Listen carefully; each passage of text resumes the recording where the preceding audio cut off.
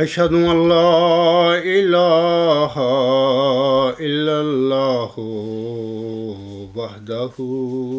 لا شريك له وأشهد أن محمدا عبده ورسوله أما بعد فأعوذ بالله من الشيطان الرجيم بسم الله الرحمن الرحيم الحمد لله رب العالمين الرحمن الرحيم مالك يوم الدين إياك نعبد وإياك نستعين اهدنا الصراط المستقيم صراط الذين أنعمت عليهم صراط الذين أنعمت عليهم غير المغضوب عليهم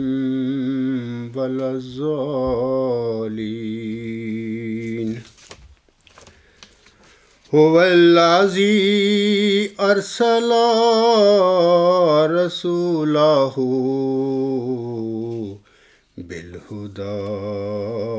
ودين الحق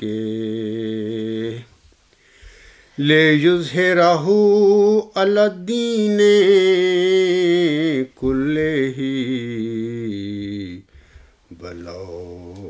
كره المشركون۔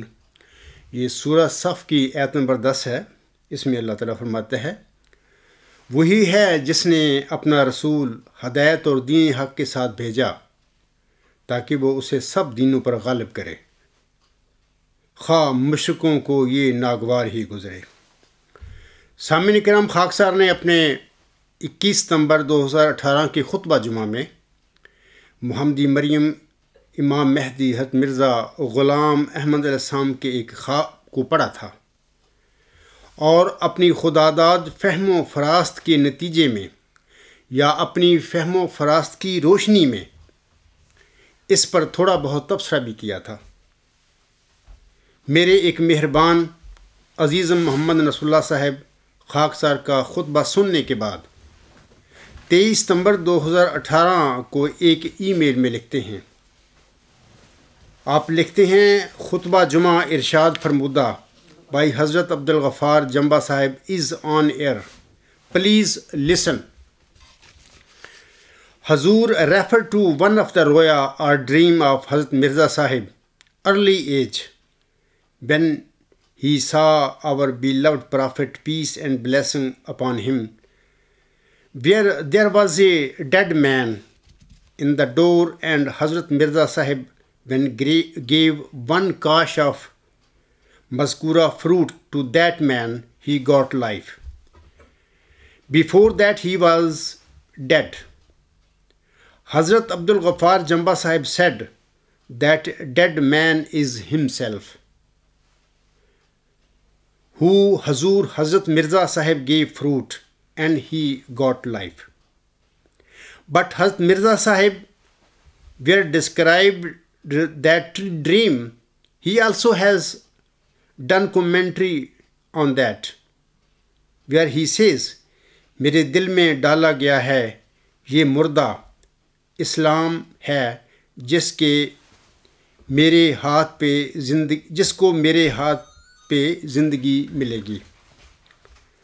Now in one dream, one dead man and two statements. Hazrat Mirza Sahib said that dead man was Deen Islam, which got life by him, while Hazrat Jamba Sahib referred to himself that he was that dead man. If someone or Hazur, please explain it in detail to finish this confusion. Thanks. Please read the dream and Hazur note on that. یہ تو عزیزم محمد صلی اللہ صاحب کی ای میل ہے جو میں نے آپ لوگوں کو پڑھ کر سنائی ہے. اس ای میل کے آگے وہ جو آئینہ کمالت اسلام میں حضور صاحب نے اس خواب کی اپنی کی تشریح فرمائی ہے عربی زبان میں، تو آگے وہ انگلش میں عزیزم رسول اللہ صاحب وہ لکھتے ہیں اپنی ای میل کے آگے. تو انشاءاللہ تعالی وہ جو حوالہ ہے نصر اللہ صاحب کا عربی میں حضور صاحب نے جو اپنی خواب جو ہے جس کی تشریح فرمائی ہے تو انگلش میں نصر اللہ صاحب نے آگے لکھی ہے. تو میں انشاءاللہ یہ آگے چل کر یہ حضور صاحب کا آئینہ کمالت اسلام کی خواب کی جو تعبیر ہے آگے چل کر پڑھوں گا میں. سامعین کرام، سوال کنندہ نے اپنی ای میل میں یہ سوال اٹھایا ہے کہ حضرت مرزا صاحب علیہ السلام نے اپنے خواب کی آئینہ کمالات اسلام میں جو تعبیر فرمائی تھی اس کے مطابق خواب میں جو مردہ زندہ ہوا تھا وہ مردہ دین اسلام تھا، اور اسے آن حضرت صلی اللہ علیہ وسلم کے روحانی فیوز اور برکات کے ذریعے حضرت مرزا صاحب علیہ السلام کے ہاتھ پر زندہ ہونا تھا. لیکن عبدالغفار جمبا یعنی خاکسار کہہ رہے ہیں کہ خواب میں جو مردہ تھا وہ عبدالغفار جمبا یعنی خاکسار تھے. سوال کنندہ فرما رہے ہیں کہ حضرت مرزا صاحب علیہ السلام اور عبدالغفار جمبا کے بیانات میں تضاد ہے، اس کنفیوژن کو دور کیا جائے. سامعین اکرام، خاکسار آج کے خطبہ میں اس حقیقت پر روشنی ڈالے گا کہ حضور صاحب کے خواب میں مردہ شخص کیا دین اسلام تھا. اس سوال پر میں روشنی ڈالوں گا، اس کا جواب دوں گا.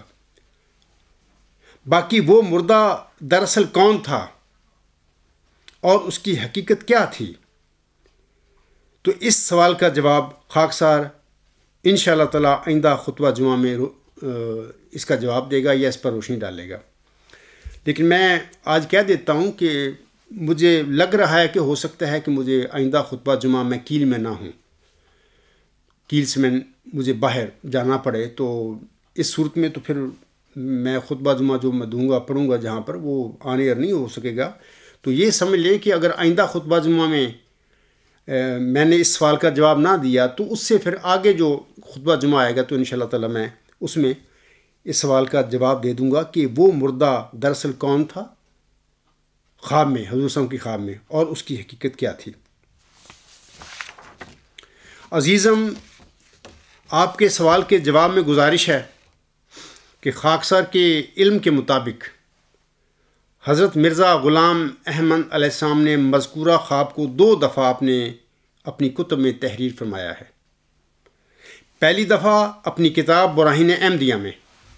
اور دوسری دفعہ اپنی کتاب آئینہ کمالات اسلام میں عربی میں تحریر فرمایا تھا.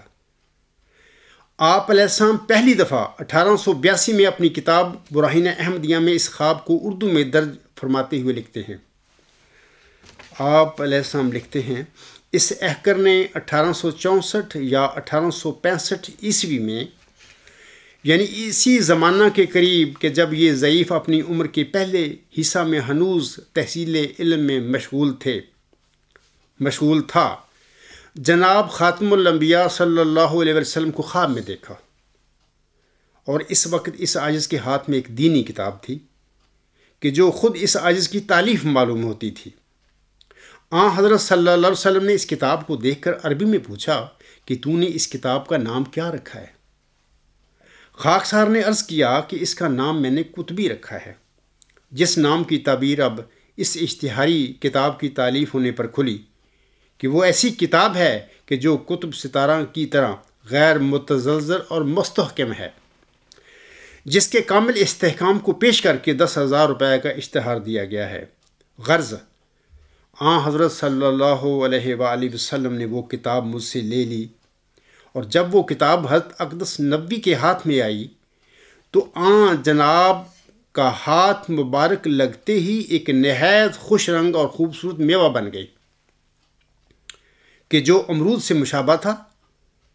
مگر بقدر تربوز تھا۔ آن حضرت نے جب اس میوہ کو تقسیم کرنے کے لیے کاش کرنا چاہا تو اس قدر اس میں سے شہد نکلا کہ آن جناب کا ہاتھ مبارک مرفق تک شہد سے بھر گیا۔ تب ایک مردہ کہ جو دروازہ سے باہر پڑا تھا آن حضرت کے موضع سے زندہ ہو کر اس عاجز کے پیچھے آ کھڑا ہوا، اور یہ عاجز آن حضرت کے سامنے کھڑا تھا جیسے ایک مستغیث حاکم کے سامنے کھڑا ہوتا ہے، اور آن حضرت صلی اللہ علیہ وآلہ وسلم بڑے جاہ و جلال اور حاکمانہ شان سے ایک زبردست پہلوان کی طرح کرسی پر جلوس فرما رہے تھے۔ پھر خلاصہ کلام یہ کہ ایک کاش آن حضرت صلی اللہ علیہ وآلہ وسلم نے مجھ کو اس غرض سے دی کہ تاہم میں اس شخص کو دوں کہ جو نئے سرے سے زندہ ہوا، اور باقی کاشیں میرے دامن میں ڈال دیں، اور وہ ایک کاش میں نے اس نئے زندہ کو دی اور اس نے وہیں کھا لی۔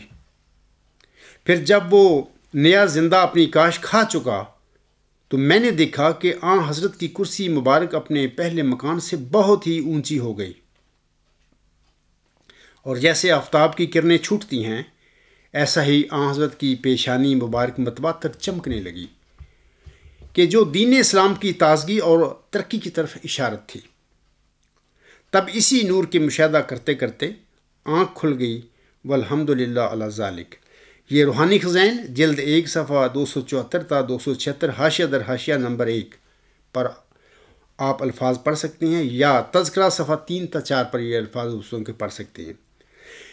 یہ تو پہلی دفعہ جب حضور صاحب نے اپنا خواب براہین احمدیہ میں نقل کیا تھا وہ اب میں نے پڑھا ہے۔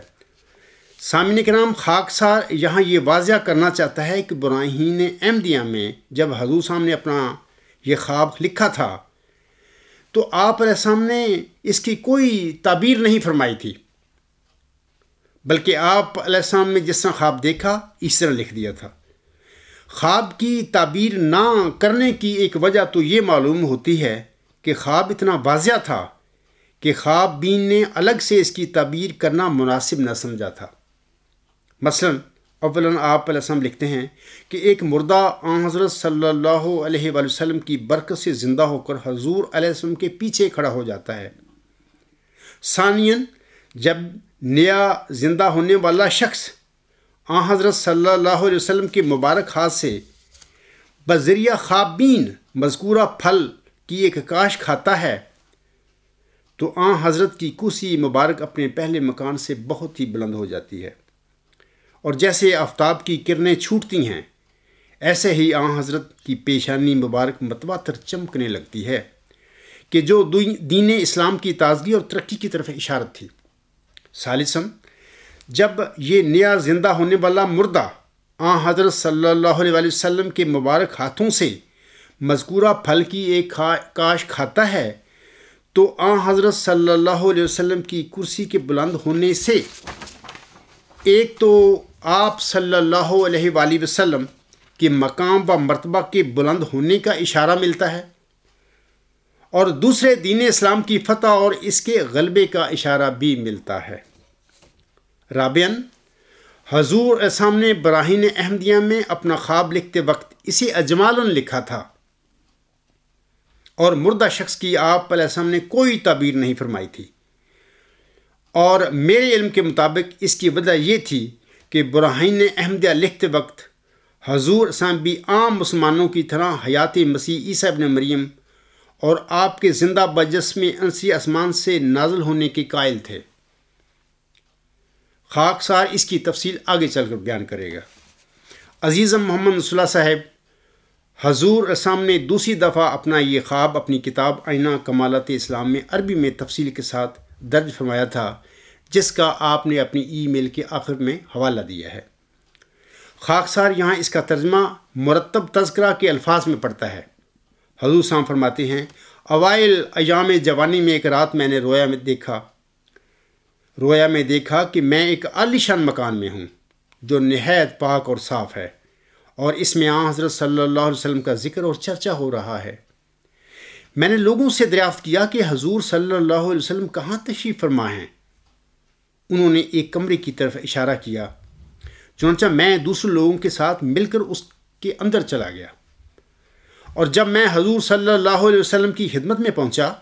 تو حضور صلی اللہ علیہ وسلم بہت خوش ہوئے، اور آپ صلی اللہ علیہ وسلم نے مجھے بہتر طور پر میرے سلام کا جواب دیا۔ آپ صلی اللہ علیہ وسلم کا حسن و جمال اور ملاحت، اور آپ صلی اللہ علیہ وآلہ وسلم کی پر شفقت و پر محبت نگاہ مجھے اب تک یاد ہے، اور وہ مجھے کبھی بھول نہیں سکتی۔ آپ صلی اللہ علیہ وسلم کی محبت نے مجھے فریفتہ کر لیا، اور آپ صلی اللہ علیہ وسلم کے حسین و جمیل چہرہ نے مجھے اپنا گرویدہ بنا لیا۔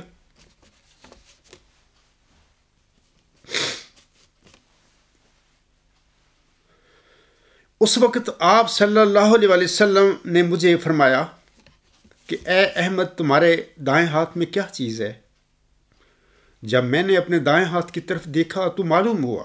کہ میرے ہاتھ میں ایک کتاب ہے، اور وہ مجھے اپنی ہی ایک تصنیف معلوم ہوئی۔ میں نے عرض کیا، حضور صلی اللہ علیہ وسلم، یہ میری ایک تصنیف ہے۔ آپ صلی اللہ علیہ وآلہ وسلم نے پوچھا، اس کتاب کا کیا نام ہے؟ تب میں نے حیران ہو کر کتاب کو دوبارہ دیکھا تو اسے اس کتاب کے مشابہ پایا جو میرے کتب خانہ میں تھی، اور جس کا نام کتبی ہے۔ میں نے عرض کیا، یا رسول اللہ، اس کا نام کتبی ہے؟ فرمایا، اپنی یہ کتاب کتبی مجھے دکھاؤ۔ جب حضور صلی اللہ علیہ وسلم نے اسے لیا تو حضور صلی اللہ علیہ وسلم کا مبارک ہاتھ لگتے ہی وہ ایک لطیف پھل بن گیا جو دیکھنے والوں کے لیے پسندیدہ تھا۔ جب حضور صلی اللہ علیہ وسلم نے اسے چیرا جیسے پھلوں کو چیرتے ہیں تو اس سے بہتے پانی کی طرح مصفہ شہد نکلا، اور میں نے شہد کی تراوت حضرت صلی اللہ علیہ وسلم کے داہنے ہاتھ پر انگلیوں سے کونی تک دیکھی، اور شہد حضور صلی اللہ علیہ وسلم کے ہاتھ سے ٹپک رہا تھا، اور حضرت صلی اللہ علیہ وسلم گویا مجھے اس لیے وہ دکھا رہے ہیں تا مجھے تعجب میں ڈالے۔ پھر میرے دل میں ڈالا گیا کہ دروازے کی چوکھٹ کے پاس ایک مردہ پڑا ہے جس کا زندہ ہونا اللہ تعالیٰ نے اس پھل کے ذریعے مقدر کیا ہوا ہے، اور یہی مقدر ہے کہ نبی صلی اللہ علیہ وسلم اس کو زندگی عطا کرے۔ میں اسی خیال میں تھا کہ دیکھا کہ اچانک وہ مردہ زندہ ہو کر دوڑتا ہوا میرے پاس آ گیا اور میرے پیچھے کھڑا ہو گیا، مگر اس میں کچھ کمزوری تھی، گویا وہ بھوکا تھا۔ تب نبی صلی اللہ علیہ وسلم نے مسکرا کر میری طرف دیکھا اور اس پھل کے ٹکڑے کیے، اور ایک ٹکڑا ان میں سے حضور صلی اللہ علیہ وسلم نے خود کھایا اور باقی سب مجھے دے دیے۔ ان سب ٹکڑوں سے شہد بہہ رہا تھا، اور فرمایا، اے احمد، اس مردہ کو ایک ٹکڑا دے دو، اسے کھا کر قوت پائے۔ میں نے دیا تو اس نے حریصوں کی طرح اسی جگہ ہی اسے کھانا شروع کر دیا۔ پھر میں نے دیکھا کہ حضرت صلی اللہ علیہ وسلم کی کرسی اونچی ہو گئی ہے، حتیٰ کہ چھت کے قریب جا پہنچی ہے، اور میں نے دیکھا کہ اس وقت آپ صلی اللہ علیہ وآلہ وسلم کا چہرہ مبارک ایسا چمکنے لگا کہ گویا اس پر سورج اور چاند کی شعائیں پڑ رہی ہیں۔ میں آپ صلی اللہ علیہ وسلم کے چہرہ مبارک کی طرف دیکھ رہا تھا، اور ذوق اور وجد کی وجہ سے میرے آنسو بہہ رہے تھے۔ پھر میں بیدار ہو گیا، اور اس وقت بھی میں کافی رو رہا تھا۔ تب اللہ تعالیٰ نے میرے دل میں ڈالا کہ وہ مردہ شخص اسلام ہے، اور اللہ تعالیٰ حضرت صلی اللہ علیہ وسلم کے روحانی فیوز کے ذریعہ سے اسے اب میرے ہاتھ پر زندہ کرے گا، اور تمہیں کیا پتہ، شاید یہ وقت قریب ہو، اس لیے تم اس کے منتظر رہو۔ اور اس رویا میں حضرت صلی اللہ علیہ وسلم نے اپنے دست مبارک سے، اپنے پاک کلام سے، اپنے انوار سے اور اپنے باغ قدس کے پھلوں کے ہدیہ سے میری تربیت فرمائی تھی۔ یہ جو عربی الفاظ ہیں وہ روحانی خزائن جلد 5 صفحہ 548 تا 549 پر پڑھے جا سکتے ہیں، اور اس کا ترجمہ جو تذکرہ صفحہ 1 تا 3 پر سامعین پڑھ سکتے ہیں۔ عزیزم نصر اللہ صاحب، آپ نے اپنی ای میل کے آخر میں وہ جو انگریزی میں حوالہ دیا ہے، میں نے وہی حوالہ اب اردو کے الفاظ میں پڑھ کر آپ سب کو سنا دیا ہے۔ سامعین کرام، حضور اسلام نے آئینہ کمالت اسلام میں اپنے خواب کی تعبیر کرتے ہوئے فرمایا ہے کہ مردہ شخص سے مراد دین اسلام تھا، جو اب اللہ تعالیٰ حضرت صلی اللہ علیہ وآلہ وسلم کے روحانی فیوز کے ذریعے سے آپ کے ہاتھ پر زندہ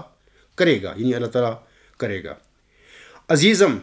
اور سامعین کرام کو واضح رہے کہ دین اسلام کے زندہ ہونے سے یہاں بجز دین اسلام کے غلبے کے کوئی اور معنی مراد نہیں لیے جا سکتے، اور اس کی چند وجوہات ہیں۔ یا میں کہہ سکتا ہوں کہ اسلام کے زندہ ہونے سے ہم یہاں اسلام کا تازہ ہونا یا ریوائیو ہونا مراد نہیں لے سکتے، اور اس کی چند وجوہات ہیں۔ اب میں آپ لوگوں کو وہ وجوہات بتاتا ہوں۔ پہلی وجہ یا پہلی دلیل، حضور علیہ السلام نے اپنی کتاب آئینہ کمالت اسلام کا دوسرا حصہ عربی میں 1893 میں لکھا تھا، جس میں حضور صاحب نے اپنے مذکورہ خواب کی یہ تعبیر فرمائی تھی۔ سامعین کرام، اس سے پہلے 1890 میں آپ علیہ السلام نے ایک رسالہ بعنوان فتح اسلام لکھا تھا، جو کہ اوائل 1891 میں شائع ہوا تھا۔ اس رسالہ میں آپ علیہ السلام نے لکھا تھا، مسیح جو آنے والا تھا یہی ہے، چاہو تو قبول کر لو۔ روحانی خزائن جلد 3 صفحہ 10 حاشیہ۔ اسی رسالہ کے اگلے صفحہ پر آپ علیہ السلام لکھتے ہیں، مسیح کے نام پر یہ عاجز بھیجا گیا تا صلیبی اعتقاد کو پاش کر دیا جائے، سو میں صلیب توڑنے اور خنزیروں کو قتل کرنے کے لیے بھیجا گیا ہوں۔ فتح اسلام اور توضیح مرام کے بعد آپ علیہ السلام نے 1891 میں اپنی کتاب اضالہ و احام شائع فرمائی۔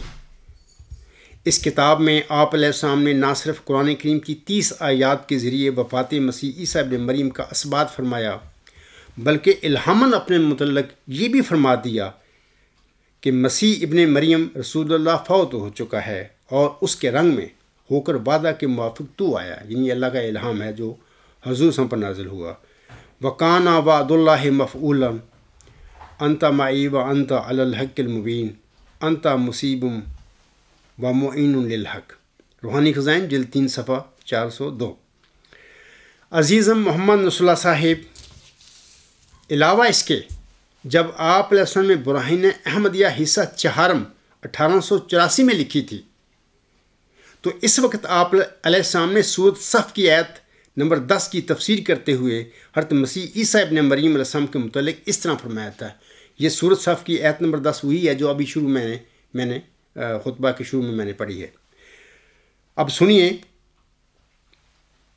حضور اسلام روحانی خزائن جلد 1 صفحہ 593 میں حاشیہ در حاشیہ پر کیا فرماتے ہیں اس سورۃ صف کی آیت نمبر 10 کے حوالے سے۔ آپ علیہ السلام فرماتے ہیں، وَالَّذِي أَرْسَلَ رَسُولَهُ بِالْهُدَىٰ وَدِينِ الْحَقِّ لِيُظْهِرَهُ عَلَى الدِّينِ كُلِّهِ وَلَوْ كَرِهَ الْمُشْرِكُونَ۔ یہ آیت جسمانی اور سیاست ملکی کے طور پر حضرت مسیح کے حق میں پیش ہوئی ہے، اور جس غلبہ اسلام اور جس غلبہ کاملہ دین اسلام کا وعدہ دیا گیا ہے، وہ غلبہ مسیح کے ذریعہ سے ظہور میں آئے گا، اور جب حضرت مسیح علیہ السلام دوبارہ اس دنیا میں تشریف لائیں گے تو ان کے ہاتھ سے دین اسلام جمی آفاق اور اقطار میں پھیل جائے گا۔ اسی کتاب میں آگے چل کر آپ علیہ السلام فرماتے ہیں، عَسَىٰ رَبُّكُمْ أَن يَرْحَمَكُمْ وَإِنْ عُدْتُمْ عُدْنَا وَجَعَلْنَا جَهَنَّمَ لِلْكَافِرِينَ حَصِيرًا۔ خدائے تعالیٰ کا ارادہ اس بات کی طرف متوجہ ہے جو تم پر رحم کرے، اور اگر تم نے گناہ اور سرکشی کی طرف رجوع کیا تو ہم بھی سزا اور عقوبت کی طرف رجوع کریں گے، اور ہم نے جہنم کو کافروں کے لیے قید خانہ بنا رکھا ہے۔ یہ آیت حضور صاحب فرماتی ہیں، یہ آیت اس مقام میں حضرت مسیح کے جلالی طور پر ظاہر ہونے کا اشارہ ہے، یعنی اگر طریق رفق اور نرمی اور لطف اور احسان کو قبول نہیں کریں گے اور حق محض جو دلائل واضح اور آیات بینہ سے کھل گیا ہے اس سے سرکش رہیں گے، تو وہ زمانہ بھی آنے والا ہے کہ جب خدائے تعالیٰ مجرمین کے لیے شدت اور عنف اور قہر اور سختی کو استعمال میں لائے گا، اور حضرت مسیح علیہ السلام نہایت جلالیت کے ساتھ دنیا پر اتریں گے اور تمام راہوں اور سڑکوں کو خس و خاشاک سے صاف کر دیں گے، اور کج اور ناراست کا نام و نشان نہ رہے گا، اور جلال الہی گمراہی کے تخم کو اپنی تجلی قہری سے نیست و نابود کر دے گا۔ اور یہ زمانہ یعنی حضور صلی اللہ علیہ وسلم کا زمانہ اس زمانہ کے لیے بطور ارحاس کے واقعہ ہے، یعنی اس وقت جلالی طور پر خدائے تعالیٰ اتمام حجت کرے گا، اب بجائے اس کے اجمالی طور پر یعنی رفق اور احسان سے اتمام حجت کر رہا ہے۔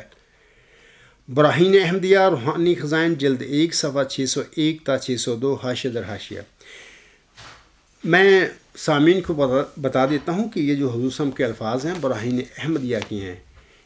جو آپ علیہ السلام نے 1884 میں لکھے تھے۔ اس وقت تک آپ پر الہامی پیشگوئی مسلم موعود یا الہامی پیشگوئی نشان رحمت یا ذکی غلام آپ پر نازل نہیں ہوئی تھی، یہ اس سے پہلے کی باتیں ہیں۔ عزیزم، حضور صلی اللہ علیہ وسلم کے مذکورہ بالا دونوں اقتباسات سے ظاہر ہے کہ جب آپ علیہ السلام نے اپنی کتاب آئینہ کمالت اسلام میں اپنے مذکورہ خواب کی تعبیر لکھی تھی تو اس وقت آپ کا نہ صرف مسیح موعود ہونے کا دعویٰ تھا، بلکہ آپ علیہ السلام کو یہ بھی علم تھا کہ اللہ تعالیٰ نے قرآن کریم میں اپنے پیارے نبی صلی اللہ علیہ وسلم سے جو 3 دفعہ دین اسلام کی فتح اور غلبے کا وعدہ فرمایا ہوا ہے، آپ کو علم تھا یعنی مرزا صلی اللہ علیہ وسلم کو علم تھا کہ حضرت صلی اللہ علیہ وسلم سے کیا گیا یہ وعدہ آپ کی پیشگوئی نزول مسیح عیسیٰ ابن مریم کے مطابق امت محمدیہ میں نزول فرمانے والے موعود مسیح کے ہاتھوں مکمل ہوگی یا تکمیل پائے گی۔ عزیز رسول اللہ صاحب، یہ اس بات کی قطعی دلیل ہے کہ جب حضور صاحب نے آئینہ کمالت اسلام میں اپنے مذکورہ خواب کی تعبیر کرتے وقت یہ جو لکھا تھا کہ یہ مردہ شخص دین اسلام ہے اور اللہ تعالیٰ مردہ اسلام کو حضرت صلی اللہ علیہ وسلم کے روحانی فیوز کے ذریعہ سے اب میرے ہاتھ پر زندہ کرے گا۔ عزیزم، اس وقت یعنی آئینہ کمالت اسلام میں آپ کی دین اسلام کو زندہ کرنے سے یہ مراد ہرگز نہیں تھی کہ آپ علیہ السلام دین اسلام کو محض تازہ کریں گے یعنی ریوائیو کریں گے، بلکہ آپ کی دین اسلام کو زندہ کرنے سے مراد یہ تھی کہ دین اسلام کی فتح اور غلبہ کا وعدہ آپ کے ذریعے پورا ہوگا۔ دوسری جو وجہ ہے، جو دلیل ہے، میں اب بتاتا ہوں۔ سامعین کرام اور عزیز محمد صلی اللہ صاحب، دوسری وجہ یا دلیل یہ ہے کہ آپ علیہ السلام یقین اور ایمان رکھتے تھے کہ اللہ تعالیٰ نے حضرت صلی اللہ علیہ وسلم کے ساتھ دین اسلام کا ادیان باطلہ پر غلبے کا جو وعدہ فرمایا تھا، یہ وعدہ آپ کے ذریعہ سے پورا ہوگا، جیسا کہ آپ علیہ السلام 1891 میں اپنی کتاب ازالہ و احام میں فرماتے ہیں۔ اب یہاں پر میں 2 حوالے آپ لوگوں کو اس کے اسبات کے لیے دوں گا۔ پہلا یہ روحانی خزائن جلد 3 صفحہ 466 تا 467 پر یہ حوالہ ہے،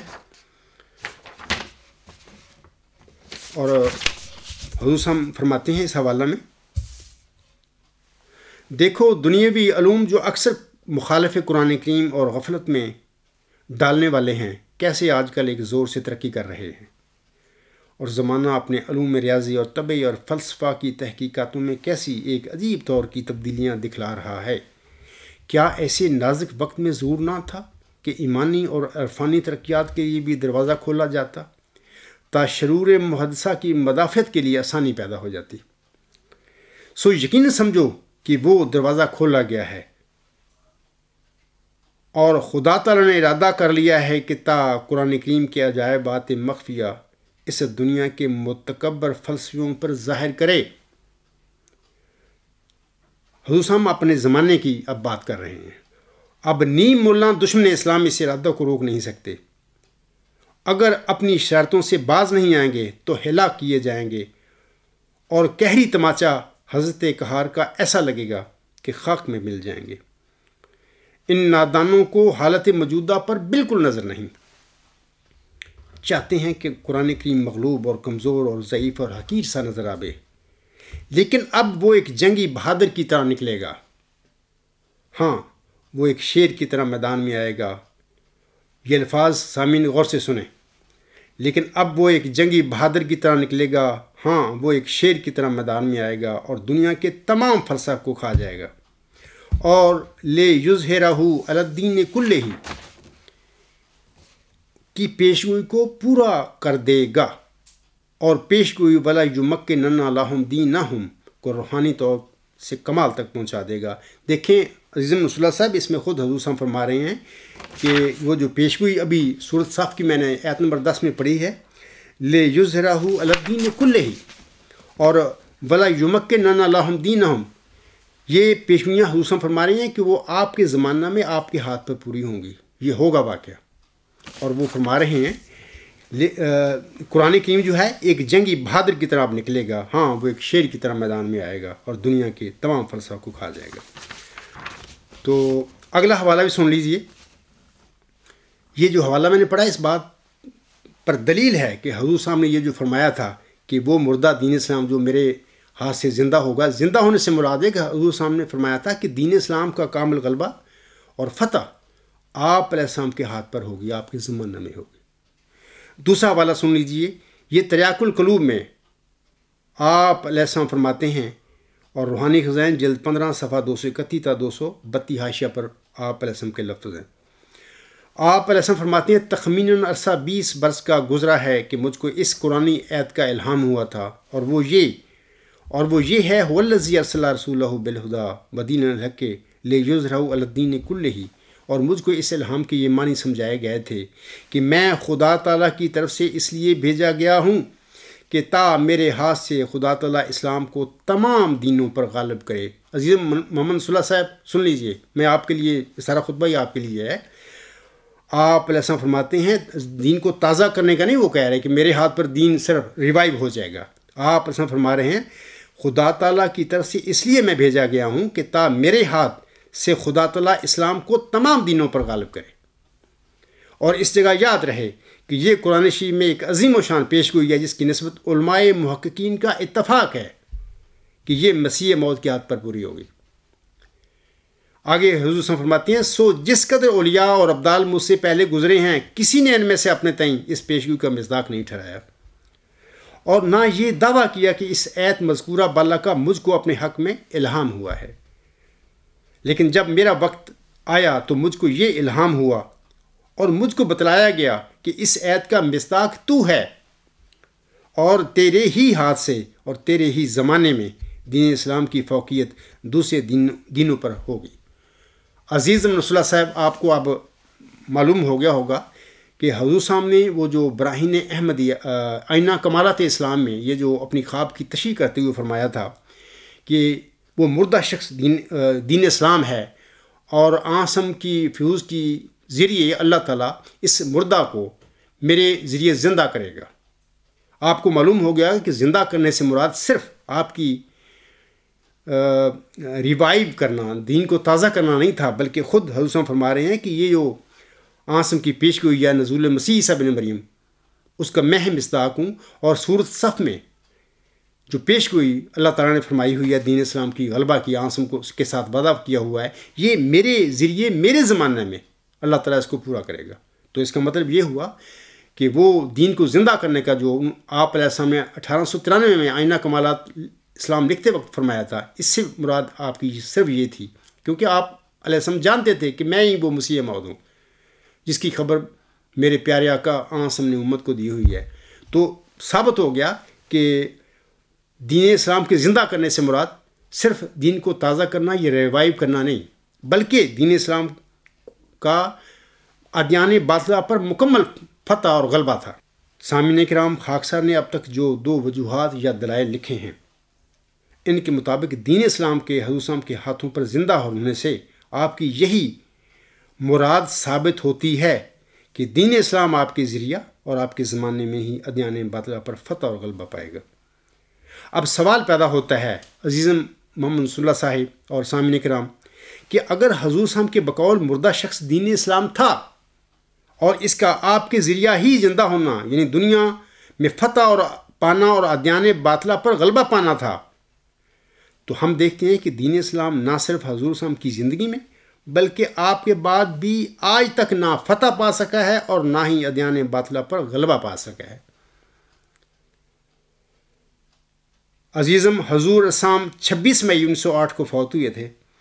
آپ کی وفات کے بعد آج تک آپ کی جماعت کی قیادت آپ کی اولاد ہی کے ہاتھوں میں ہے۔ اور یہ بھی یاد رکھیں کہ اگر کوئی ایسے لوگ ہوں کسی مرسل کی جماعت پر کے قیادت کرنے والے جو اس کی اولاد نہ ہوں، تو وہاں پر شک ہو سکتا ہے کہ چونکہ وہ لوگ ایسے نہیں تھے جو اس کی اولاد ہوں، تو انہوں نے ان کی اس مرسل کی مشن کی طرف زیادہ توجہ نہیں کی۔ لیکن جو اولاد ہوتی ہے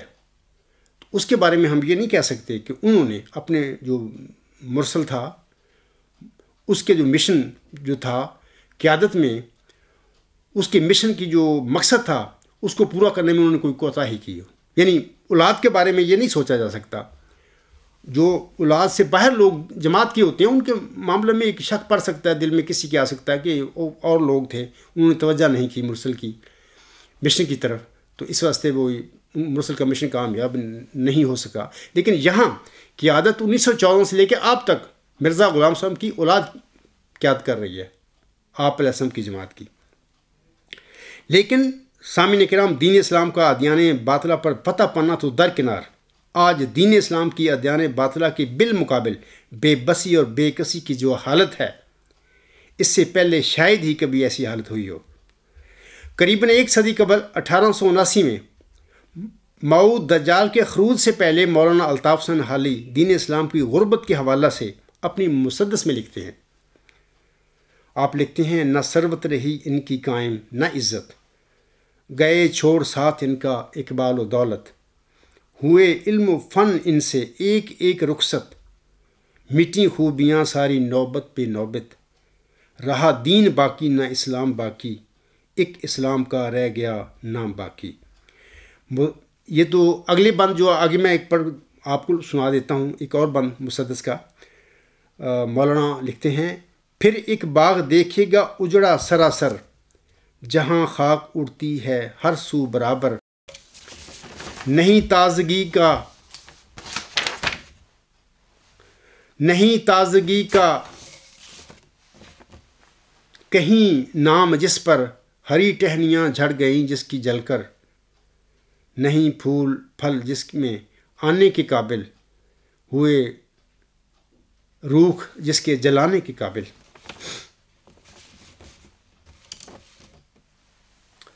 عزیزم، محمد صلی اللہ صاحب اور دیگر سامعین کرام، یہ ایک صدی قبل دجال موت کے خروج سے پہلے دین اسلام کی حالت تھی۔ آج 9/11 کے بعد، بلکہ اس سے بھی پہلے یعنی 1999 میں رشین فال کے ساتھ ہی حضرت صلی اللہ علیہ وسلم کی فرمودہ کے مطابق دجال موعود غصہ کے ساتھ نکلا ہوا ہے اور اپنے حواریوں کو اپنے ساتھ ملا کر دین اسلام اور مسلمانوں اور اسلامی ممالک کو تہس نہس کرتا پھر رہا ہے۔ حضرت مرزا صاحب صاحب کی ریلت کے 110 سال کے بعد بھی آج دین اسلام اور پورا اسلام دجال کے مقابلہ میں شکست خوردہ نظر آ رہا ہے، اور دجال اور اس کے حواریوں نے، یا دوسرے الفاظ میں علی بابا اور 40 چوروں نے، دین اسلام کو ایک دہشت گرد مذہب اور مسلمانوں کو دہشت گرد قرار دیا ہوا ہے۔ عزیز منصلہ صاحب، یہ جو باتیں میں کر رہا ہوں دلائل کے ساتھ کر رہا ہوں، اور باقی جو میرے بھائی ہیں جماعتی امنیہ قبرستان کے، میں ان سے بھی کہہ رہا ہوں کہ یہ باتیں میں ہوائی نہیں کر رہا، دلائل دے رہا ہوں آپ لوگوں کے آگے۔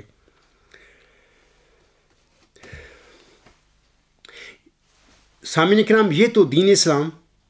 اور عالم اسلام کا آج حال ہے۔ اگر مردہ شخص خواب میں دین اسلام تھا تو جس امام مہدی اور مسیح موعود کے ذریعے دین اسلام نے فتح اور ادیان باطلہ پر غلبہ پانا تھا، تو اس کی اپنی جماعت احمدیہ کا آج کیا حال ہے؟ اس کے بارے میں بھی تھوڑا سن لیجئے۔ یہ نہ صرف یعنی مرزا صاحب کی جماعت احمدیہ یہ نہ صرف ایک قبرستان بنی ہوئی ہے بلکہ غیر مسلم ہو کر بھی بیٹھی ہوئی ہے عالم اسلام دائرہ اسلام سے نکل کر. اور یہ ظلم جو ہم احمدیوں پر ہوا ہے اس کی ذمہ دار بھی حضرت مرزا صاحب وسلم کی اپنی جسمانی اولاد ہے. یعنی ہم احمدی حضور صاحب کی اولاد کی کرتوتوں کی وجہ سے آج غیر مسلم بن کر بیٹھے ہوئے ہیں یا دائرہ اسلام سے باہر نکل کر بیٹھے ہوئے ہیں. ہمارے سامعین کرام ہمارے غیر مسلم بننے اور جماعت احمدیہ کے ایک قبرستان بننے کی وجہ حضرت مرزا صلی اللہ علیہ وسلم کی اولاد کا آپ کے یعنی حضور صاحب کے عقائد اور تعلیم سے روح گردانی کرنا ہے. یہ وجہ ہے تب یہ ہمارا ساتھ سب کچھ ہوا ہے. مثال کے طور پر آنس ہم نے حدیث مجددین کو ایک سچی حدیث سینکڑوں دفعہ اپنی تعلیم میں لکھا ہے اپنی کتابوں میں لکھا ہے. آج حضور صاحب کی اولاد اس حدیث کو جعلی اور بناوٹی اور جھوٹی قرار دیتی پھر رہی ہے. یہ کیا حضور صاحب کی تعلیم سے روح گردانی نہیں؟ علاوہ اس کے حضور صاحب کی تحریروں میں کمی بیشی حضور صاحب کی اپنی اولاد کرتی پھر رہی ہے. الوصیت کا جو رسالہ ہے اس میں ایک لفظ آتے ہیں حضور فرماتے ہیں کہ تم سب میرے بعد مل کر کام کرو اور جب تک کوئی خدا سے روح القدس پا کر کھڑا نہ ہو سب میرے بعد مل کر کام کرو. وہ یہ جو فکر ہے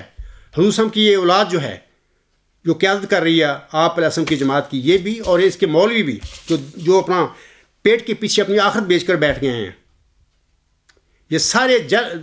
مسئلے کے غلط قسم کے لوگ ہیں جو مرزا صاحب کے اس فکرے کو نہ اپنی تقریروں میں پڑھتے ہیں اور نہ اپنی تحریروں میں لکھتے ہیں. میں اپنے قبرستانی احمدی بھائیوں سے کہتا ہوں کہ یا مرزا صلی اللہ علیہ وسلم کی تعلیم سے یہ روح گردانی نہیں. اور علاوہ اس کے سامنے کرام حضرت مرزا غلام احمد علیہ السلام جو تھے وہ فرماتے تھے اپنی زندگی میں انہوں نے فرمایا ہے اپنے عقائد کے حوالے سے. آپ صاحب فرماتے ہیں ہم کسی کلمہ گو کو اسلام سے خارج نہیں کہتے جب تک کہ وہ ہمیں کافر کہہ کر خود کافر نہ بن جائے. ملفوظات جلد 5 صفحہ 635. ایک اور حوالہ حضور صاحب کا سن لیجئے اسی حوالے سے. یہ عقائد ہیں حضور صاحب کے یعنی جس کی یہ جماعت ہے جو مرسل تھا جو امتی نبی تھا اس کے یہ عقائد ہیں. ایک دوسری جگہ پر حضور صاحب فرماتے ہیں ملفوظات جلد 5 صفحہ 636 پر جو ہمیں کافر نہیں کہتا ہم اسے کافر ہرگز نہیں کہتے لیکن جو ہمیں کافر کہتا ہے اسے کافر نہ سمجھیں تو اس میں حدیث اور متفق علیہ مسئلہ کی مخالفت لازم آتی ہے اور یہ ہم سے نہیں ہو سکتا. یہ تو حضور صاحب کے عقائد ہیں اپنی زندگی میں انہوں نے تحریروں میں لکھے زبانی کہے. اب آپ علیہ السلام کی اولاد کے متعلق بھی سن لیجیے کہ وہ جو آج تک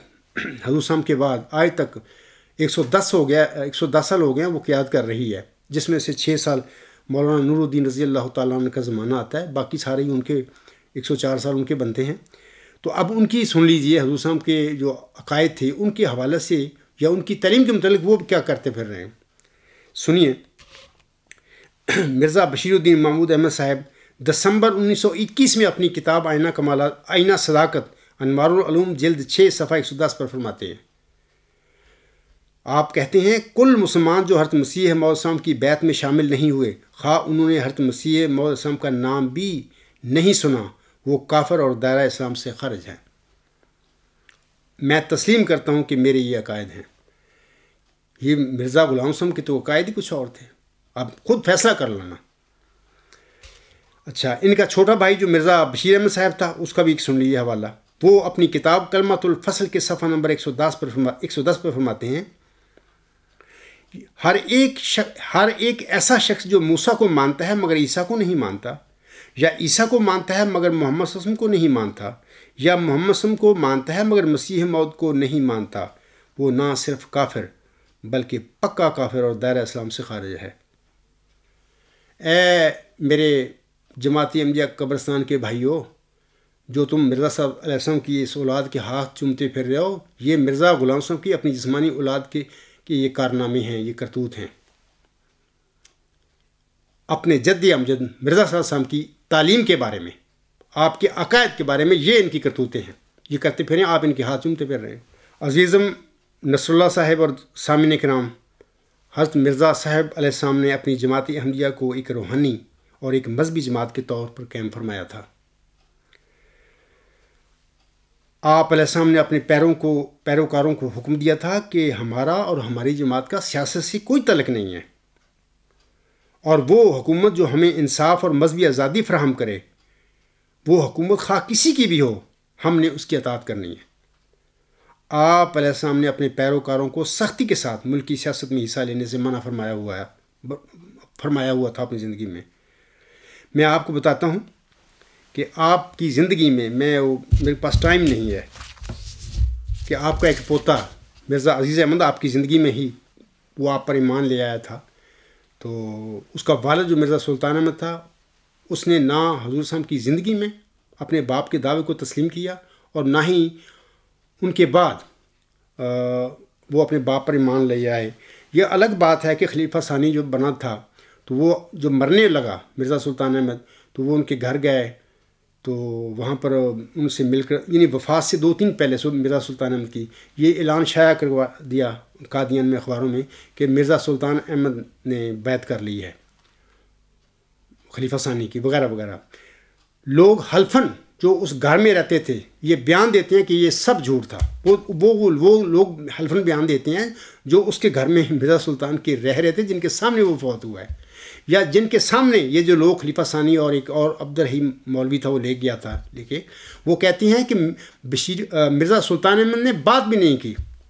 نہ مولوی عبدالرحیم درد صاحب سے، نہ بشیر الدین محمود اپنے چھوٹے بھائی سے۔ تو 2-3 دن کے بعد جب فوت ہو گئے تو انہوں نے شائع کر دیا قادیان میں کہ مرزا سلطان نے بشیر الدین محمود کے ہاتھ پر بیعت کر لی۔ یہ سب جھوٹ ہے۔ تو ان کا بیٹا مرزا عزیز احمد جو حضور صاحب کی زندگی میں آپ پر ایمان لے آیا، تو یہ پڑھائی کے سلسلے میں اس کے باپ نے، مرزا سلطان نے، اس کو علی گڑھ کالج تھا یا غالباً یا یونیورسٹی تھی، وہاں پر بھیج دیا۔ وہاں پر ایک دفعہ اسٹوڈنٹس نے اپنے پروفیسروں کے خلاف اسٹرائک کی، ہڑتال کی، تو وہاں پر علی گڑھ کالج یا یونیورسٹی میں اور بھی احمدی طلباء تھے، تو اس اسٹرائک میں کسی اور احمدی نے حصہ نہیں لیا سوائے مرزا عزیز احمد کے، اور ان کو منع بھی کیا گیا، اور دوسرے احمدی اسٹوڈنٹس نے اس نے کسی کی بات نہ مانی، وہ اسٹرائک میں حصہ لیا۔ جب مرزا صاحب علیہ السلام کو علم ہوا تو انہوں نے مرزا عزیز احمد کو اپنی جماعت سے خارج کر دیا، اور باقاعدہ کہا کہ میرا اگرچہ میرا پوتا ہے، میرا اس سے کوئی تعلق نہیں۔ تو بعد میں مرزا عزیز احمد نے معافی مانگی تحریراً،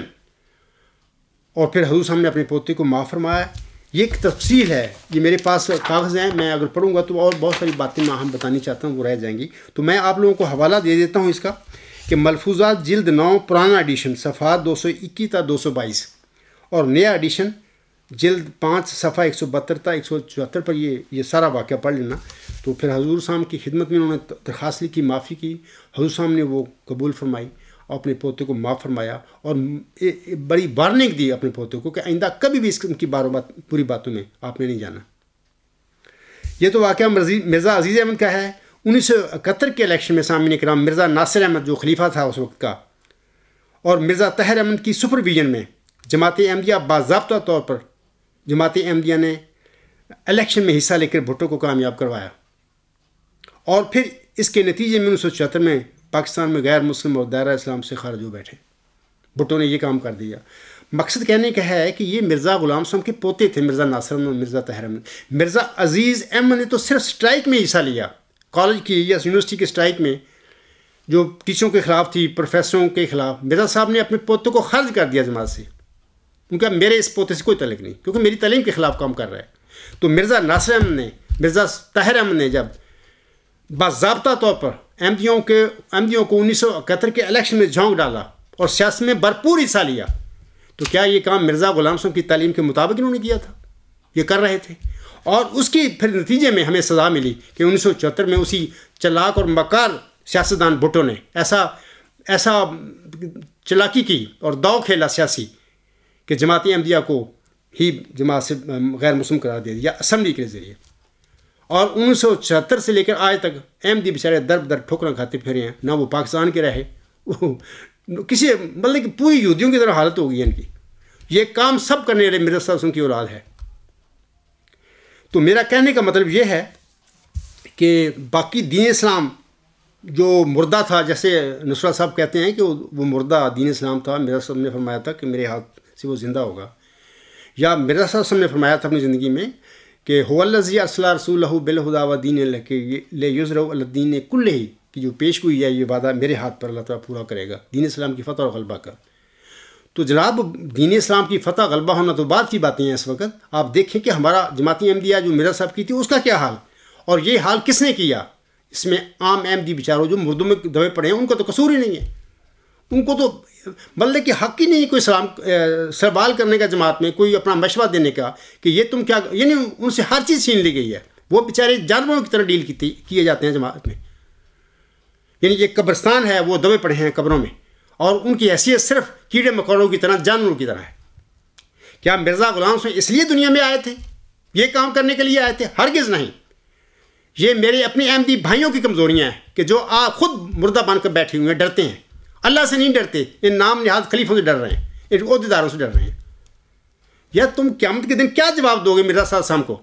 اللہ تعالیٰ کو کیا جواب دو گے کہ تم میرے سے تم متقی تھے، کہ تم ان مطلب جو بلائے دشمن کے کھڑپینچ تھے، یہ جال ساز جو لوگ تھے، مرزا صاحب کے آگے اگرچہ مرزا صاحب کی اولاد تھی یہ، تو ان سے ڈرتے تھے، عہدیداروں سے ڈرتے تھے۔ تو سامعین کرام، میں آگے کچھ بتانا چاہتا ہوں کہ آج ہم دیکھ رہے ہیں کہ دجال اور غیر مذہب والے تو الگ رہے، اکثر مسلمان ممالک اور ان کے فرقے آپس میں ایک دوسرے کے خلاف برسرے پیکار ہیں، باہم دست و گریباں ہیں، نہ ان کی سیاست میں موافقت اور نہ ہی ان کی معاشیت اور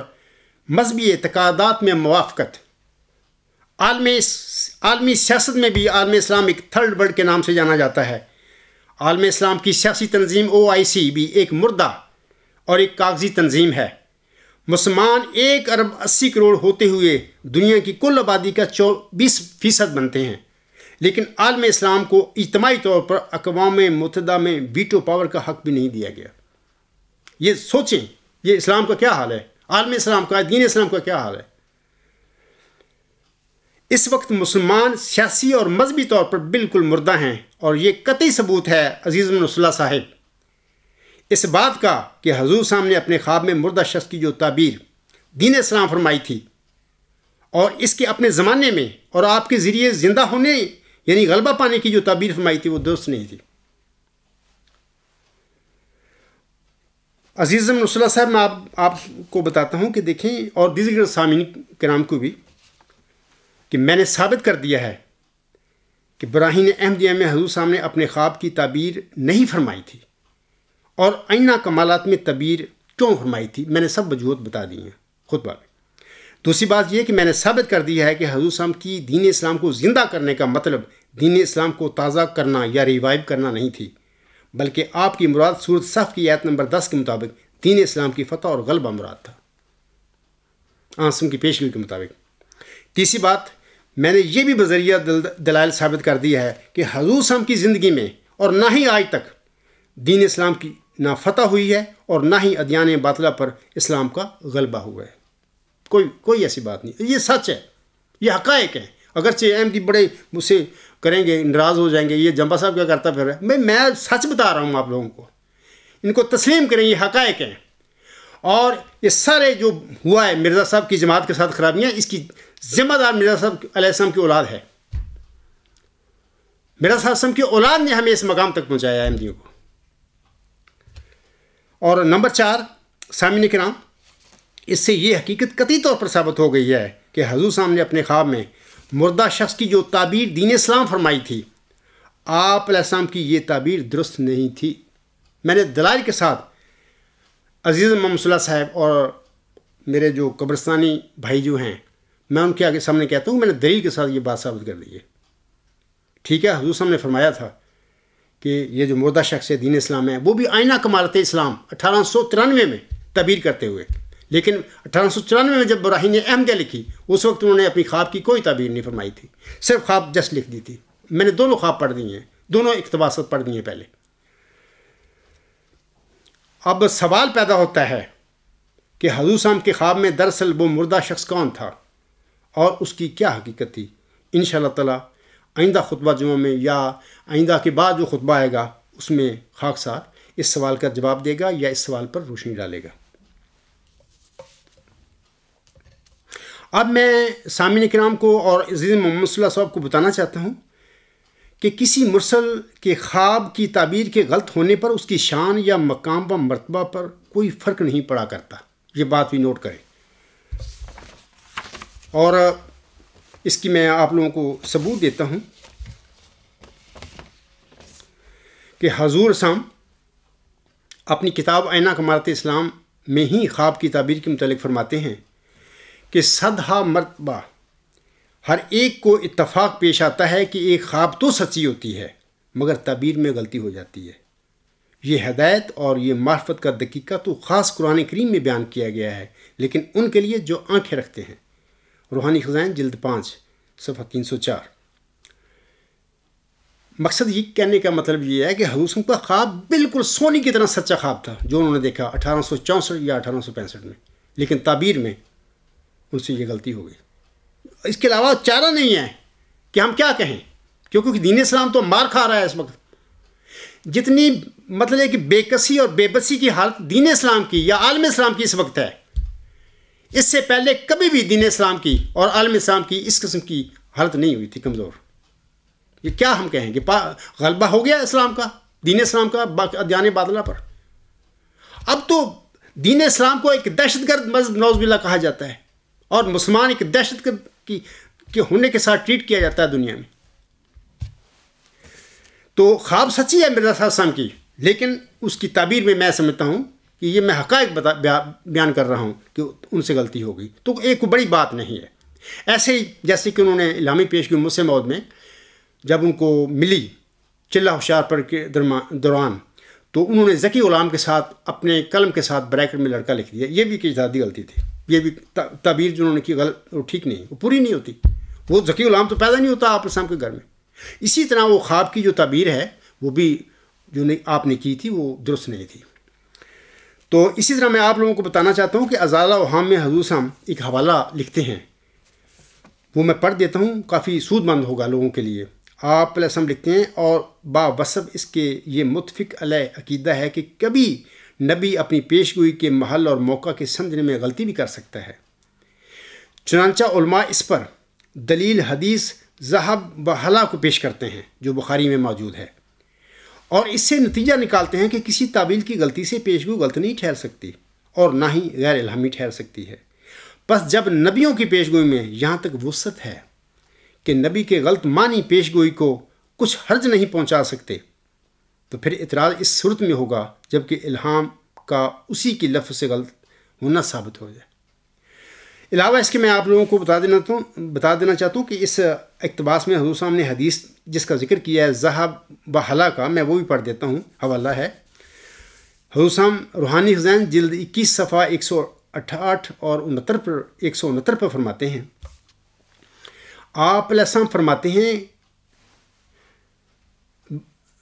حضور صاحب کی خواب کا ذکر کرتے ہوئے فرماتے ہیں آپ علیہ السلام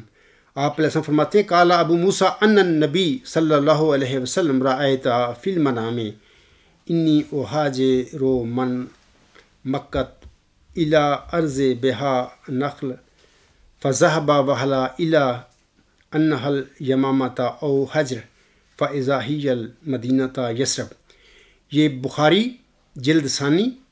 باب ہجرت النبی صلی اللہ علیہ وآلہ وسلم و اصحابہ الی المدینہ تھا. یعنی ابو موسیٰ نے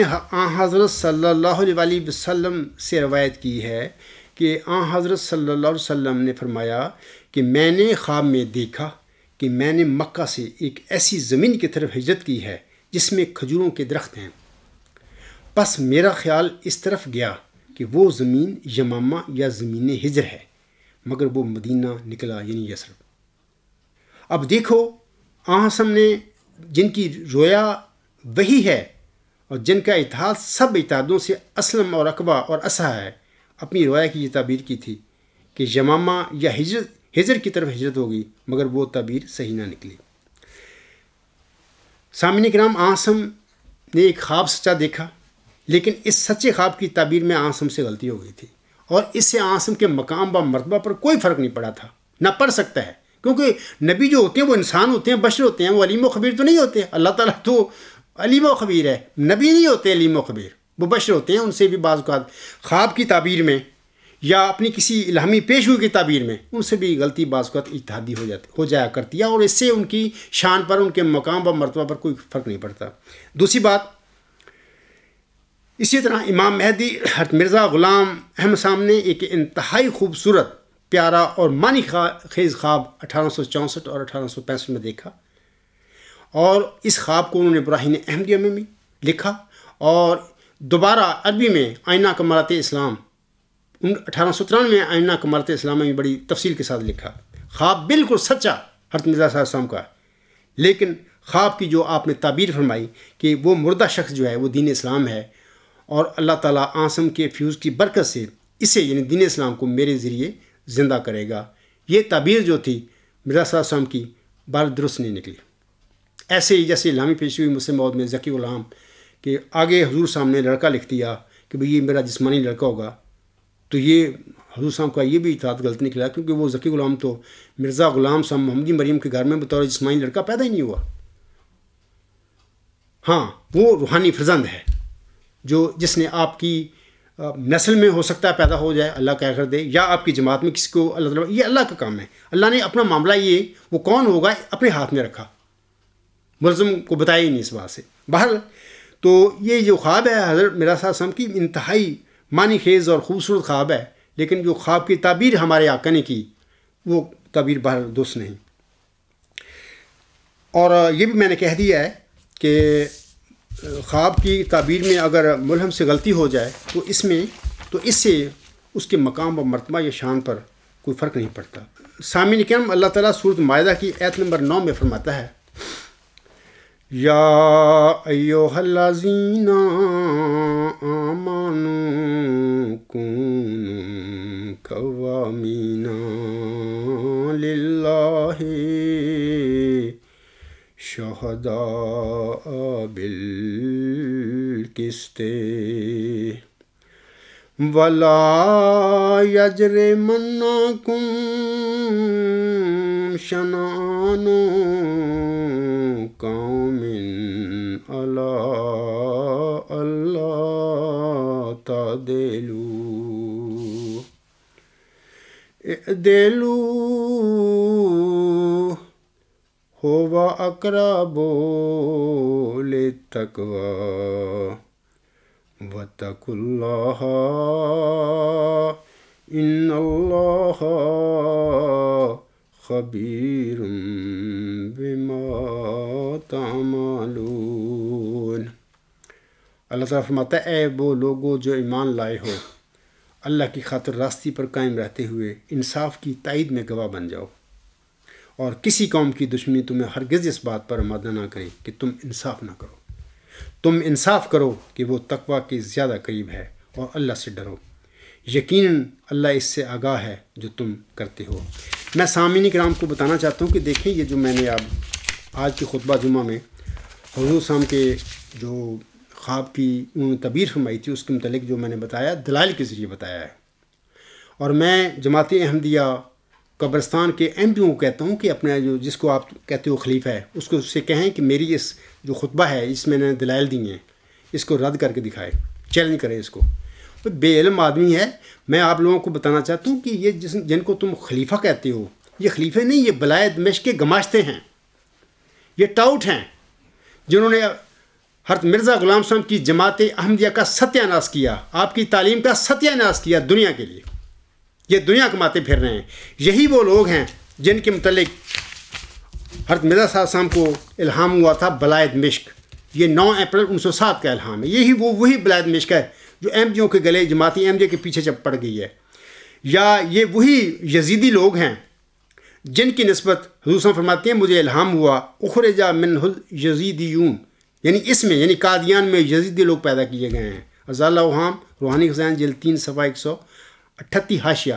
یہ وہ یزیدی لوگ ہیں جنہوں نے اسلام کا احمدیت کا بیڑا غرق کیا، مرزا صاحب السلام کی تعلیم کا، مرزا صاحب کے عقائد کا بیڑا غرق کر دیا۔ آج ہر احمدی بیچارہ ایک طرف تو مردہ ہو کر بیٹھا ہوا ہے اس جماعت میں، دوسری طرف بیچارہ کیڑوں مکوڑوں کی طرح زندگی گزار رہا ہے اس جماعت میں، اور دنیا میں صرف اس کا کام صرف اتنا رہ گیا ہے کہ وہ کمائی کرے، مزدوریاں کرتا پھرے۔ شرح کے ساتھ 48 چندے ان لوگوں نے یہ ٹوٹون لگائے ہوئے ہیں، وہ دے ان کو۔ اے احمدیوں کو سوچو، کو غور کرو، تمہارے ساتھ کیا ہو گیا ہے؟ میں تم سے کہتا ہوں کہ جو میں کہتا ہوں دلائل کے ساتھ کہتا ہوں، آپ پر فرض ہے کہ انصاف کریں۔ کیا میں غلط کہہ رہا ہوں؟ اگر میں غلط نہیں تو یہ تمہارے جاساز خلیفے ہیں بنے پھرتے جن کے تم ہاتھ چومتے ہو، ان پر لعنت بھیجو، چھوڑو ان کو، یا اس کو مجبور کرو اس بندے کو کہ جناب جماعت احمدیہ میں ایک دعویٰ کرنے والا ایک مدعی غلام مسیح الزمان کا عبدالغفار جمعہ میدان میں کھڑا ہو کے تمہیں بلا رہا ہے،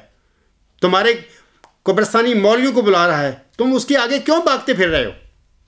اگر وہ نعوذ باللہ جھوٹا ہے تو اس کا جھوٹ ہمارے سامنے ثابت کرو تاکہ ہم اس کو پکڑیں۔ اگر تم اس کے سامنے نہیں آتے اس کا مطلب یہ تم غلط ہو، تم جھوٹے ہو، اور تم نے ہی مرزا غلام صاحب کی جماعت کا بیڑا غرق کیا، مرزا صاحب صاحب کے عقائد کا، اس کی تعلیم کا بیڑا غرق تم نے کیا۔ تو خود فیصلہ کریں، اور قرآن کریم میں اللہ تعالیٰ یہی فرماتا ہے کہ اے مومنو تم انصاف کے ساتھ گواہی دو، سچ کی گواہی دو، انصاف کی تائید میں گواہی دو، اور تقویٰ اختیار کرو، کیونکہ انصاف جو ہوتا ہے متقی کرتے ہیں، اور وہ متقی جو اللہ سے ڈرتے ہیں۔ تو میں اپنے سب احمدی بھائیوں سے کہوں گا کہ دیکھیں، خطبہ آپ سنتے ہیں، سن کے ایک کان سے سن کے دوسرے سے نکال دیتے ہیں، دیکھیں آپ پر بھی ذمہ داری ہے، آپ سے بھی پوچھا جائے گا آپ کے مرنے کے بعد کہ ایک بندہ اس نے دعویٰ کیا اور مسلسل وہ آپ کے آگے دلائل رکھتا رہا، اپنی آوازیں پر آوازیں دیتا رہا، تم نے اس شخص کی، اس مدعی کی آواز کا کیا جواب دیا تھا؟ بہرحال آپ کو یہ جواب بہرحال دینا پڑے گا۔ اللہ تعالیٰ آپ پر رحم فرمائے اور آپ کو سمجھ دے، اور آپ جس طرح بالکل ہی مردہ بن کر ان کے آگے پڑے ہوئے ہیں جانوروں کی طرح، کیڑے مکوڑوں کی طرح، تو آپ کو چاہیے کہ آزادی ضمیر آپ کا بنیادی حق ہے، دین میں کوئی جبر نہیں ہے، آپ کھڑے ہو جائیں، ان مولویوں سے، اس قسم کے نام نہاد خلیفہ سے پوچھیں کہ یہ سارا معاملہ کیا ہے، ہمارے ساتھ کیا ہو گیا، ہم کیوں غیر مسلم بنے ہیں، ہم دائرہ اسلام سے کیوں خارج ہو گئے ہیں، جبکہ مرزا صاحب وسلم کے زندگی میں تو ہم بالکل مسلمان تھے، اور آپ نے دین کی خدمت کی اور پھیلایا، اور یہ لوگ تھے، ابھی میں نے ان کے حوالے پڑھے ہیں، تو ان لوگوں کو پتہ نہیں تھا، مرزا ناصر احمد کو، مرزا طاہر احمد کو، کہ جناب 1953 میں جب پاکستان بن گیا، سب سے پہلے اینٹی احمدیہ موومنٹ مولویوں نے شروع کی تھی، اور کتنا بڑا ظلم ہوا تھا اس وقت، مارشل لا لگ کے پھر وہ ان کو جو باغیانہ مولویوں کا تھا اینٹی احمدیہ، ان کو دبایا، انہوں نے فوج نے کچل دیا۔ ان لوگوں کو پتہ نہیں تھا کہ اس وقت پاکستان میں کسی انگریز کی حکومت نہیں ہے، جو عدل کرنے والے تھے وہ ہندوستان میں تھے، پاکستان ہندوستان بننے کے پہلے کی باتیں ہیں۔ ان لوگوں نے اتنا بھی شعور نہیں تھا ان کے کہ ہم پھونک پھونک کر قدم رکھیں، کیونکہ اس ملک میں مولویوں کی حکومت بن سکتی ہے، مسلمانوں کی حکومت ہے، اور عام مسلمان کو تو پتہ ہی نہیں، وہ تو مولوی جو کہتے ہیں اس کے پیچھے چل جاتا ہے، جیسے عام احمدی قبرستانی جو ہیں، جو خلیفہ گئے مولوی کو اس کے پیچھے چل پڑتے ہیں، ان کو تو اپنا شعور ہی نہیں ہے۔ ان لوگوں کو چاہیے تھا کہ اس قسم کی سیاستوں میں ٹانگ نہ اڑاتے، لیکن میں سامعین کرام کو کہوں گا یہی دنیا ہے تھی جس کے حصول کے لیے مرزا ناصر، مرزا طاہر، مرزا بشیر الدین محمود احمد، اب یہ تمہارا موجودہ کھڑپینچ کوششیں کرتے پھر رہے ہیں کہ کہیں ہمیں بھی وہ عروج مل جائے، دنیا بھی، ہم بھی کسی ملک کے گورنر، کسی ملک کے وزیر اعظم یا صدر بن جائیں۔ انا للہ و انا الیہ راجعون۔ یہ اولاد اس انسان کی، روحانی انسان کی اولاد ہے۔ اکثر میں یہی کرتا ہوں کہ یہ جو لوگ ہیں مرزا غلام صاحب کی اولاد، یہ آپ علیہ السلام کے والد جو تھا مرزا غلام مرتضیٰ صاحب، اس کی یہ نظریات، اس کی جو خواہشیں تھیں، جو پروگرام تھے، یا جو اس کی دنیا داری تھی، اس کا یہ لوگ تسلسل ہیں۔ مرزا غلام احمد صاحب کے گھر میں پیدا ضرور ہوئے ہیں یہ لوگ، لیکن مرزا غلام کی روحانیت سے، اس کے تقوی سے، اس کی دیانتداری سے ان لوگوں کا کوئی تعلق نہیں ہے۔ تو بہرحال آپ لوگوں کو چاہیے کہ فیصلہ کرو، انصاف کے ساتھ فیصلہ کرو۔ اگر یہ لوگ مرزا غلام صاحب کی تعلیم کے پیچھے، ان کے عقائد کے پیچھے چلنے والے ہوتے تو کبھی بھی مرزا ناصر اور مرزا طاہر احمد 1971 میں پوری جماعت احمدیہ کو الیکشن میں نہ جھونکتا، جس کا نتیجہ آج ہم دیکھ رہے ہیں کیا ہمارے ساتھ ہوا۔ تو آخر پہ سامعین کرام، میں اپنے آقا حضرت مرزا غلام احمد صاحب کی چند اشعار پڑھ کر، جو کہ آپ علیہ السلام نے آسم کی محبت اور عشق پر کہے تھے، اور آج میں بھی اسی محبت اور عشق جو نبی پاک صلی اللہ علیہ وسلم کے متعلق اللہ نے میرے دل میں ڈال دیا ہوا ہے، میں بھی وہ شعر پڑھ کر اپنا خطبہ ختم کرتا ہوں۔ حضرت صاحب فرماتے ہیں، وہ پیشوا ہمارا جس سے ہے نور سارا، نام اس کا ہے محمد صلی اللہ علیہ وسلم، دل بر میرا یہی ہے۔ سب پاک ہیں پیغمبر ایک دوسرے سے بہتر، لیک از خدائے برتر خیر الورا یہی ہے۔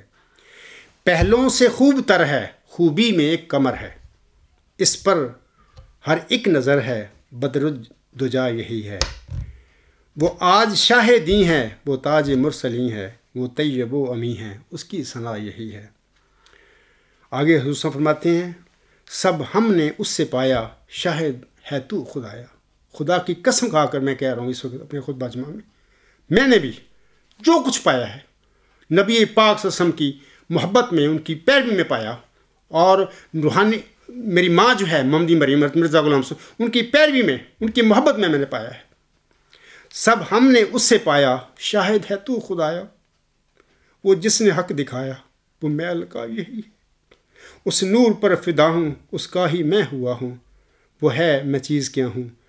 بس فیصلہ یہی ہے۔ وما علینا الا البلاغ وآخر دعوانا ان الحمد للہ رب العالمین۔ اولم و آخرم و ظاہرم و باطن ہو مولانا نعم المولا و نعم النصیر و نعم الوکیل۔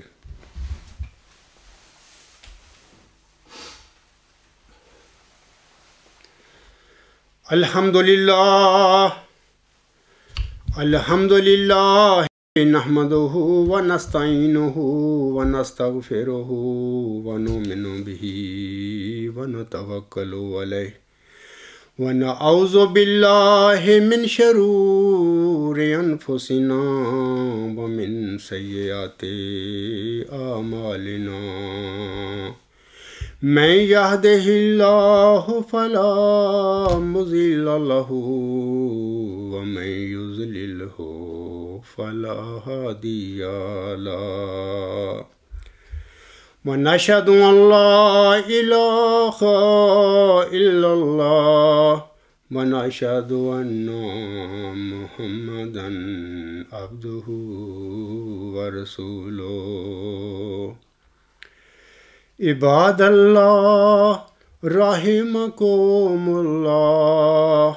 ان اللہ یأمر بالعدل والاحسان وایتاء ذی القربی وینہی عن الفحشاء والمنکر والبغی یعظکم لعلکم تذکرون۔ اذکروا اللہ یذکرکم وادعوہ یستجب لکم ولذکر اللہ اکبر۔